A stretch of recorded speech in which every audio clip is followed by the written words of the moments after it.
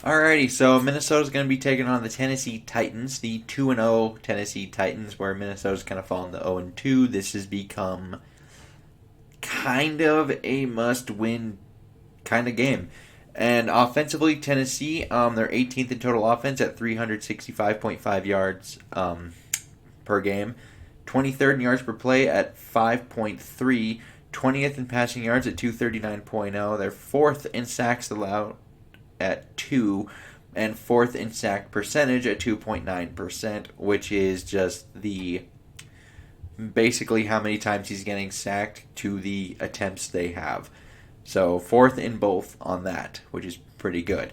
They're 13th in rushing yards with 126.5. They're 26th in yards per carry at 3.7, and 4th in attempts at 34.0. 7th in third down percentage at 51.9%. They're 3rd in red zone at 85.7, and 17th in points per game at 24.5. Defensively, they're lacking a little more than I thought they would, to be honest. They're 25th in total defense, allowing 401.5 yards. They're 21st in yards per play allowed at 6.0. 26th in 22nd, my bad, in passing yards allowed at 265.5, and they're 29th in sack percentage, which is, like I said before, just the amount of attempts they've had for sacks, at 2.5%. And they're 19th in pressures with 16, 23rd in rushing yards allowed at 136.0, 29th in yards per carry allowed at 5.1, and they've only had 26.5 carries against them per game, which is 13th. 31st in third down percentage at 56.5%. 24th in red zone at 75%. 12th in points per game, though, at 22.0. Injury report, A.J. Brown, he's going to be out with a knee. Chris Jackson, their corner, out with a hamstring. And Derek Roberson, one of their linebackers, he's out with an illness. Now, on the IR, there's really only two real notable names here, which is Adoree Jackson, their top corner, and Isaiah Wilson, their first-round pick tackle from the last draft. Now, Minnesota enters with, lackluster things. They're 30th in total offense, 278.5, 16th in yards per play at 5.8, 32nd in passing yards at 171.5, 18th in sacks allowed with 5, and 27th in sack percentage at 8.9%. 20th in rushing yards at 107.0, but 4th in yards per carry at 5.4. But the problem is they are 30th with, 20 carries per game, at least through 2. 30th in third down percentage at 33.3%, but 11th in red zone percentage at 66.7%. And 20th in points per game at 22.5. Defensively, it could be better. 29th in total defense, 438 allowed. 23rd in yards per play at 6.1. 28th in passing yards at 283.5, and they are 27th in the sack percentage at 2.8%. 29th in pressures with 11. 28th in rushing yards at 154.5. 13th in yards per carry allowed at 4.3, and 29th in attempts ran against them with 36, so kind of on the bottom there. 11th in third down defense, though, at 40.9%. They're 9th in red zone defense at 50%, but they are 31st in points per game allowed at 35.5. Now, Minnesota's going to be down Dantzler and Mike Hughes, two starting corners for them. Mike Boone is questionable with a concussion, as is Chris Boyd is questionable with a hamstring, and that's another corner for depth. So corner depth gonna be super thin in this one. And as far as the IRs and the opt-outs go, there are some fairly notable ones here for Minnesota. We just got Anthony Barr in there. Obviously, we got Danielle Hunter. Michael Pierce is on it, as is Pat Elflein, their starting right guard. And, yeah, that's kind of it for the notable ones.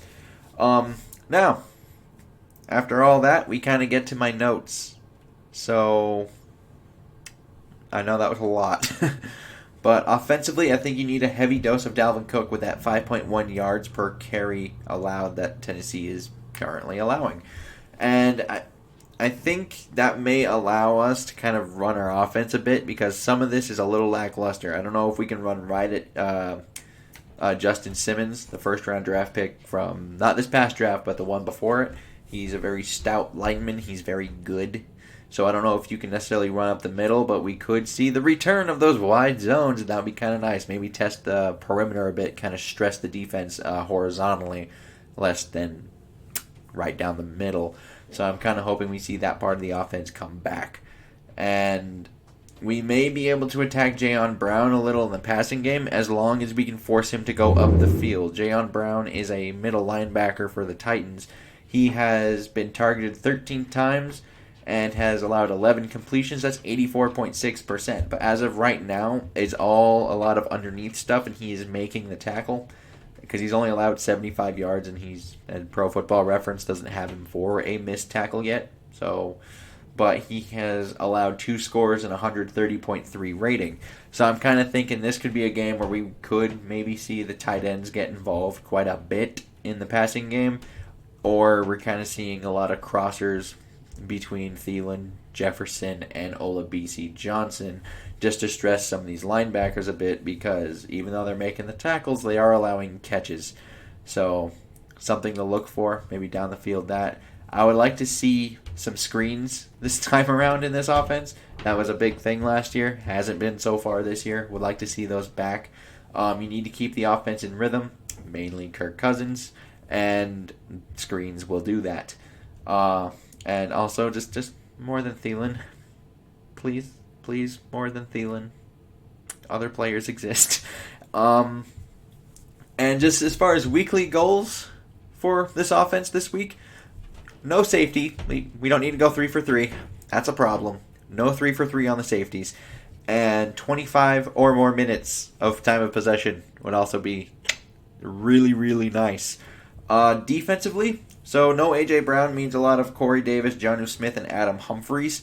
You need to find a way to do that because we're going to have to sell out for the run on Derrick Henry. Our defensive interior hasn't had much of a presence at all. I would honestly say it hasn't had one. And they're kind of getting pushed like 3 to 5 yards down the field on every rush attempt, it feels like. And so you're going to really need to find a way to kind of cover these guys one-on-one with a depleted secondary. And that's going to be a little bit of an issue because the secondary wasn't playing all that well when it wasn't injured. And now it is. So that should be fun. So yeah, you have to sell out this. Stop Derrick Henry, though, because he's a big back, and he will kind of run over you if you give him the chance. So take care of that, and then you got to also get some pressure on Tannehill. He hasn't had much pressure. Like I said, they're 4th in terms of that sack percentage, so probably not too much pressure on him. So Yannick Ngakoue, get some pressure on him, please, because I don't know if anyone else can. But that's kind of where that needs to come. But in order to do that, you need to start winning some first and second downs. As of right now, they have not been doing that. I've combined them for first and second down. They've allowed 4.6 yards per carry on the ground, with 18 first downs given up on first and second down on the run game alone, allowing 294 yards. And in the passing game, they've allowed 78.8% completed for 433 yards, a 5-to-1 touchdown interception ratio, and 20 first downs, allowing a rating of 125.4. That is horrendous. So 38 first downs have been given up on first and second down, but meanwhile, when they get to third down, it's been fairly solid at that 40.9%. And they've only allowed 9 total first downs on third down, which is why I'm like, if we can start winning some first and second downs, we might be okay, because red zone and third down defense have actually been not as horrible, but it's everything else is not looking good. And yeah, my prediction for this, I do have Tennessee winning. I just based on how Minnesota's played, I can't take them until they probably win a game. That's probably just how it is. But I have them winning 27-17. I do think if they sell out for the run, you might see some minimal Derrick Henry, but Corey Davis is having kind of a nice year so far. And, well, a depleted secondary, they can probably move the ball a little bit through the air still. Even if Minnesota's able to kind of run their actual offense again and keep some time of possession, it's going to be hard to not have those exploits on the defensive side of the football. It's just not going to happen. These things do exist. You are down so many players, and there's a lot of young players that don't necessarily have the experience, that are still learning, and for whatever it's worth, they did have marginal increases and development from week 1 to week 2.